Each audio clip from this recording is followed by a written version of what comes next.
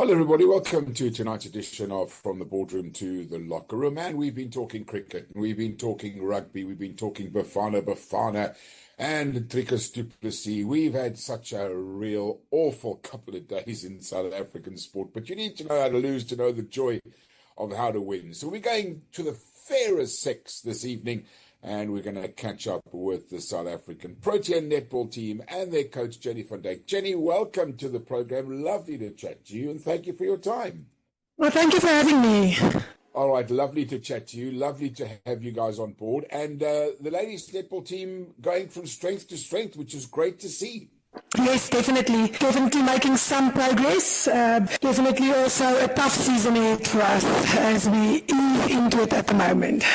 So, Jenny, the season's got off to a really great start, as I mentioned, and of course the Telkom tournament just completed. I'm sure you were there, and you must be happy with what you've seen. Yes, definitely. Didn't miss a second of it throughout the whole tournament, both sections. Definitely a lot of up-and-coming talent, and definitely something that we always enjoy. Jenny, a lot's changed since you were involved here in South African netball when you were playing. What do you see as the significant changes, and why have we not why? I mean, it's great that we've progressed like we have, but what do you think it is that's given us that oomph and that progression in the world of netball? Well, I think, for us as South Africa, hosting the World Cup was something that really just put the spotlight on netball in South Africa. It really did make a big difference for us. And it's just something that just pulled everybody together. Even our numbers after the World Cup has significantly improved. So that was a step in the right direction. And I just think, with a lot of sponsors coming up on board and a lot of progress being made for all the different competitions all over, and just big sponsors like Spar and Telkom coming on board just really made it possible for us to get a lot more game time, especially on TV, and that's definitely something that has helped us as a sport tremendously. And obviously a big thank you has got to go from you and from all of us to the participation that we get in netball, because you can have all the sponsorship in the world, but if you've got a bunch of sportsmen and or women that are dull and boring, nobody's really going to watch them. Oh, definitely. And, it goes all the way back to schools netball. I don't think people really understand that the magnitude of schools netball and the amount of players and the amount of competition that just puts us on, it just makes such a big difference in South Africa. And not even to throw away all the universities at the end of the day. And they're the only ones really running performance programs. And a lot of our national players come out of those systems eventually. Yeah, let's talk about grassroots level and schools netball in South Africa, because unlike a lot of the other sports, it's not really expensive to play. I mean, it's a piece of ground, if you like, netball nets and a pair of tackies, and off you go. Yes, definitely. I think the most expensive is the tackies, and the girls go through quite a lot. Well, girls and boys, all of them play, and go through quite a lot of pairs every year, and I think that's the one thing that might cost you the most. And not to take away the amount that they have to pay for tours and partake in tournaments, but overall I think it's one of the most affordable sports out there. Our competition around the world obviously comes from the likes of England, New Zealand and Australia mostly. What is their netballing structures like? Do they also have strong school structures into the likes of youth and university?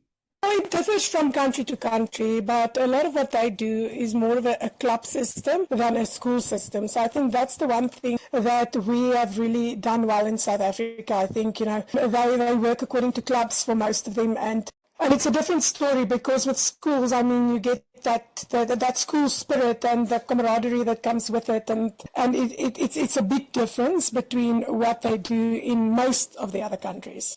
And when we look at the youth in this country, and I know, having spoken to Netball South Africa's president previously, she was extremely engrossed and involved in making sure that gender-based violence and other issues that pertain to these young ladies are attacked, if that's the right way of putting it. And I guess we talk about getting the kids off the streets. I presume it's very much the same in netball in this country. Yes, definitely, and I think that's one of the most important reasons why we're trying to get as much as possible activity in the netball circles, because you want to get those kids off the street, you want to get them busy with good activities and keep them busy with sport. What better way than sport? And for us in netball, that has really made a big difference for the and just working towards something and having a goal, and that's what sport brings to it. I suppose that is the most important thing, as you mentioned, having a goal, and with the fact that there's now such great professionalism, although not necessarily as much money locally in South Africa, but internationally, you can earn a living playing netball.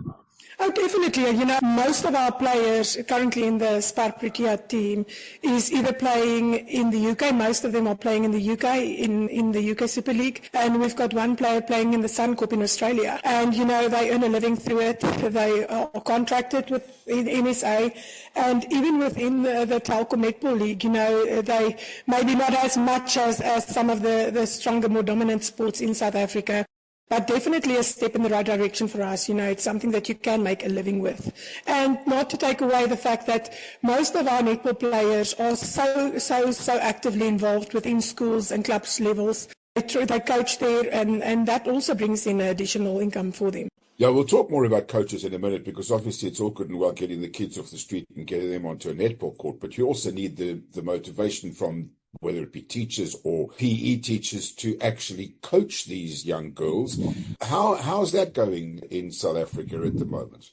I think that's something that we are really good with. I think for us, it is with netball, we have a lot of clinics and courses and tournaments that the players go to. So we really focus on coach development, because we do understand that the coaches makes the difference at the end of the passion they bring, the skill level they bring, the tactical and strategical setups and all of that. So for us, it's very different, and because netball is not quite a professional, it's also one of the ways that brings in money for these coaches. So there's such a big focus on clinics and camp and school camps and school holiday camps and all over South Africa. You can see all the top coaches engaging in activities like that, which gives you the right level and the right information being brought through from a young age to these players. A couple of weeks ago, I spoke to the girls and the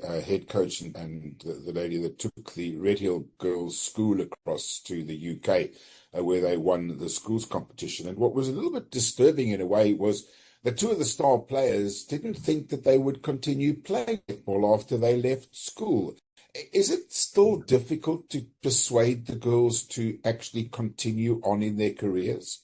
Yes, it's definitely one of the biggest challenges we face in South Africa in netball. We've got a massive amount of players finishing off every year, and unfortunately, because we're not quite as professional as we want to be, there's only a few universities with a limited amount of bursaries available for them. And I think a lot of the players, they just think if they're not getting a bursary and if they're not being seen straight out of school, that there will never be a future for them in netball. So I've been involved at the University of Pretoria before I became the national coach, and I've been there for about 16 years, all the way from playing to coaching to being the head of program and all of it. And some years you only have 2 or 3 bursaries that will open up. It doesn't mean that there's not enough talent. It just means that the funding is not quite there. And at the end of the day, players, they study for quite a long time. And they sometimes think that's the only way to be seen. And that's the focus in South Africa as well, is, to make sure that it's not just university players and players that get scholarships and bursaries that gets opportunity. We need to work in all our districts, in all our regions, and we need to provide opportunities for all of that. And with the SPAR National Netball Championships, it's one of the biggest tournaments out there, where absolutely every district gets opportunity to play. So it really brings it to the masses. Yeah, it's very interesting what you say about districts, because I think people need to understand how far and wide netball is in South Africa. Oh, definitely. If we talk provinces, you've got all your provinces, but within every province, you've got your districts and there's regions in there as well. And some provinces the districts are so far apart that's the way we decided to go because of the fact that it just gives more players opportunities and to travel an hour and a half every night to get to the provincial training sessions. How do you, as a coach of a national team, get scouts out there? There must be some rough diamonds playing in these districts who, I guess, just because of the vastness of our country, you are unable to see. How do those people get recognized? Do you have people out there? Have you got a group of scouts that goes out and watches these games through the weeks and weekends? Well, most of it happens during the national championships. So the idea is that the best players get picked up through the system. And, even though it's not always possible, I know of a lot of districts that would pick a player to participate in a tournament regardless of the fact that that player can pay or not. So a lot of it, they rely heavily on sponsorships or people coming in and paying that fees for them. It's not always the case, and those are the ones that sometimes we miss out on. But within every single province, we've got some of the best coaches on a TNL level, and most of them are also involved on school levels and also on university levels. So we do try to pick up as many as possible, but we do send out people. We do go out to go and work with the players, not necessarily in the sense of just going and scouting, but using the opportunities to work with the players and reaching out to make a difference in all those regions. But definitely a much more difficult task than one would really understand. It's so difficult to get to all the best players out there. And I think you are a perfect example. I mean, with no disrespect to Hoërskool Oosmoed, I mean, that was not like one of the schools that people would have known off the top of their head, yet look where you are. Oh, definitely. And, even I remember when I was on school, I made a decision in grade 11 and I thought to myself, I really want to become a national player. I really want to do netball. And I actually moved schools, and I moved to one of the big schools in Pretoria for a little while. Even for me, I just knew that I would not be seen in the school that I was at. And then, I was there for a little while. I wasn't really very happy, and I made the decision to go back to Oosmoed. And even through that, but then I had to kind of find a different way. I had to go to the University of Pretoria, and I started in grade 10, and I started training at the University of Pretoria to work with all the best players and to just be seen. So it was tough back in the day, but these days, within 20, and I'm still living here in the Moed, close to Oosmoed, but they've done so well to improve themselves, but it's not the case for all schools, so it's a difficult one for sure. You're listening to the edition of From the Boardroom to the Locker Room. We'll have more for you after these. There is a knowing that speaks even when no one is speaking. A whisper that travels through generations, cultures, even bloodline. In systemic work, we call it the field. And in our new series, we are not just talking about it. We're exploring it. Exploring what is the field as the invisible knowing in a systemic constellation. Join us as we uncover the field in this new series.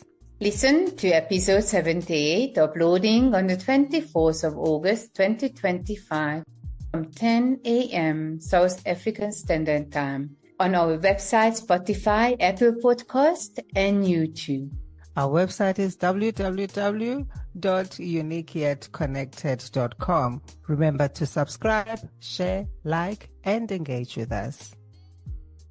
Yeah, werk en oorwin. For those people listening to us around the world, that means work and overcome. I guess you've taken a lot of that into not only your coaching, but also your playing days. Definitely, and my message to all of the players from the smaller schools is always, I always used to call it klein skooltjie syndrome, so small school syndrome, where you come from a small school, and just because you're from a small school, you think that you can achieve and get the same, work towards the same goals as some of the people in the bigger schools. But the thing is, at a stage, I remember at Tix as well, I was actually going out and looking for the raw talent in the smaller schools, because at a stage, a lot of these school players from the big schools, they're burnt out by the time they get to university level. They don't want to play any sport anymore. And And many of those players walk on campus when I used to be at Turks that didn't even play anymore. And it was such a sad thing to see. Jenny, I know it's never, I use the word politically correct to talk about a lady's age, but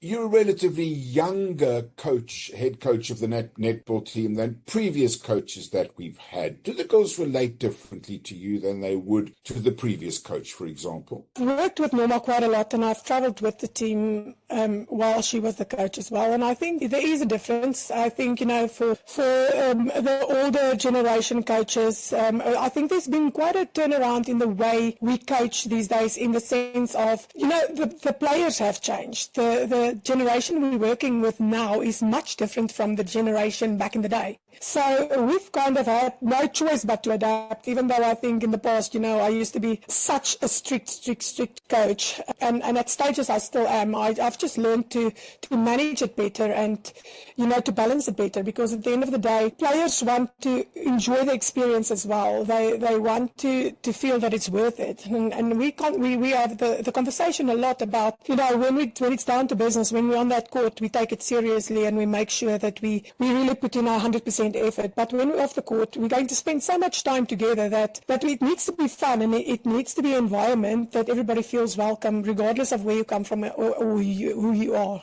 And I think we've created a great balance in that. We call you head coach, which obviously is the title that you have. But I guess a lot of your motivation comes mentally rather than actually coaching like somebody who was sort of not yet at the national level. Oh, definitely. I think if you look at football specifically, they call them managers and not coaches. And that's the thing. They manage quite a lot. And I think that's a lot of what we have to do. But luckily also, for me at the moment, we've got quite a young, inexperienced national netball team. Great players, and definitely they right up there with the best in the world. But they don't really have a lot of international experience. So that gives us the opportunity to really coach them and to teach them about the different styles in the world and the different approaches you need to follow. And, I think they are so coachable at the moment, and it makes for such fun netball sessions, because, we would set up the New Zealand defense or the Aussie defense, and then we need to break through it. And it just teaches them about the game so much. But that mental part, definitely one of the most important. And they read off you as a coach. Every single move you make, they can smell fear and doubt on you. So you've got to really be so strong in whatever you decide is what you want to focus on for. And they can't look up at you and say, well, what did she ever do in the game? Because, of course, the pedigree that you have is wonderful. Now, you just had the trials. As you mentioned, a young squad with what I guess is going to be hopefully the team that will go forward towards Commonwealth Games, World Cup and Commonwealth Games in 2027. Wouldn't be unhappy with the squad that you've picked. Some younger players and a bit of youth mixed with experience? Yes, definitely. Look, when Norma retired and from Team South Africa, a lot of the players that took on that journey with her also have time to retire. So we did lose a massive amount of experience. But luckily within that time, the handover was so great. I was traveling with them to Australia the one year, and I could see how Bongi and Punza and the players that were a part of the team back then were grooming and were really just mentoring the young players to follow in their footsteps. And at the right times and for the right reasons, Norma also always gave them a little bit of time on court. But it is a younger squad. I think, for us, we know that our core group is settled, and our core group is the ones that will definitely be the group that will take all the way to Commonwealth. But there's one or two positions that we still feel that we don't have the depth that we want by now. And, we've got a Junior World Cup around the corner. And the one thing about me is if you're good enough, even if you're young, you will get the opportunity. So for us, it's an important one. While we're traveling New Zealand, Australia, the World Cup, the Junior World Cup will be on. So I think after this tour and with the World Cup in mind, I think we'll get to the final 15 that we feel will be able to do the job. How do you balance taking somebody who has been in a township to all of a sudden the bright lights of Auckland or England or wherever? I mean, it must be such a cultural shock for them. Oh, definitely. Let me tell you, there's so much management that goes into a player that's not from a high-performance system. You can't just push them the way you have pushed players that used to get into a gym. It might sound funny, but some of them, they've never even been in a gym because of the areas they come from, and those players really struggle to adjust. So we take extra care with those players, and it's about education, and it's about just making them understand what the bigger picture is, but not to go too fast, because then at the end of the day you end up either injuring them or losing them because they can't cope under that pressure. So it's really also getting the timing perfect of when to introduce them on the international scene. Talking about the international scene, I did mention Australia, New Zealand and England, and I do apologise to anybody listening to us in Jamaica. They're, of course, up there. We're now in 5th place in the world rankings. It's always wonderful to have a goal, and I guess the goal is to get into the top 4 and then into the top 2, and then obviously next year World Cup comes along, and I guess at least semi-final, and obviously you want to win the tournament, but realistically, we still have Australia, New Zealand, Jamaica and England ahead of us. Oh, definitely, and they've got such quality players, and the majority of those players are already and will in the future. The starting line players and the core group players play in the Suncorp Netball League, which is the best league in the world by far, and we're really pushing to get our own players there, but the only way we can get them there is through performance. They need to show that they can step up and become a part of that league as well. But in the bigger picture, yes, we've sat down as a team and we got the buy-in from the team, and we sat down and we set up a 8-year plan for 2 cycles, 7 years, and we spoke about being realistic about it, but also understanding that nobody out there is waiting for South Africa to catch up. Yes, we are behind, and yes, maybe it took us a little bit more time to get where we are at the moment, but the others are running all of their programs smoothly, and they are planned out 4, 5, 6 phases. So at the end of the day, we need to put the work in, but the only way we'll get there if we play against the best, And for us, yes, it's definitely taking the World Cup into consideration, just pushing for that semi-final spot. If you're in a semi-finals, then you can win a finals. That's as easy and as hard as that is, Yeah, money, of course, is always a big part of the game, and you must be over the moon, delighted to have a sponsor like Spar on board for the South African team. Oh, definitely.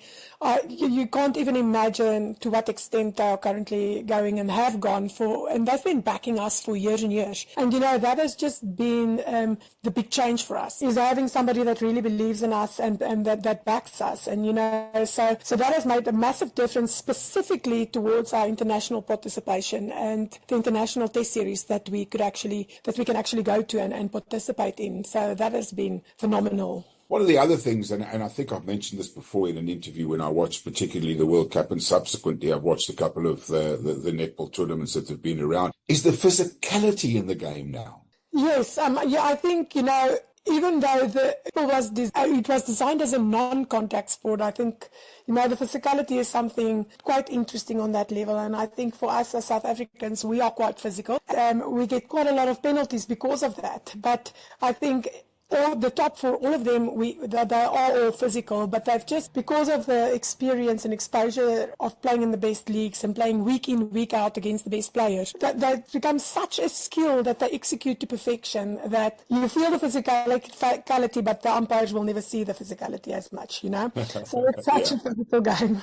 Don't mess with us South African women, you'll be in big trouble. Jenny, what have you got planned leading up to the tour the next couple of weeks? How will you guys go about preparing? Well, Sunday we finished off our training camp. We had a 10-day training camp where everybody came together in Sandton, Johannesburg. We had a great camp. We finished off our camp by going to the test series against Australia and the Bokke. Unfortunately, not the result we wanted there, but also an important story, for us going towards the Aussies, that's ranked number 1, and that's a force to be reckoned with. It just goes to show, for us, 60 minutes on court, if you can be better than them for 60 minutes, then at the end of the day you can get to a win, just as the Aussie showed us this weekend. But so we've planned it out remotely. So most of our players are based in the Western Cape, in Gauteng, which is Tshwane and Joburg, and then in the Free State. We've got a few other players that's in some of the other provinces, but we are now going remotely. So we're working with our players remotely in combination. So we fly in different players to different areas, and then we work in combination with them. We'll be leaving for New Zealand first around the 13th of October,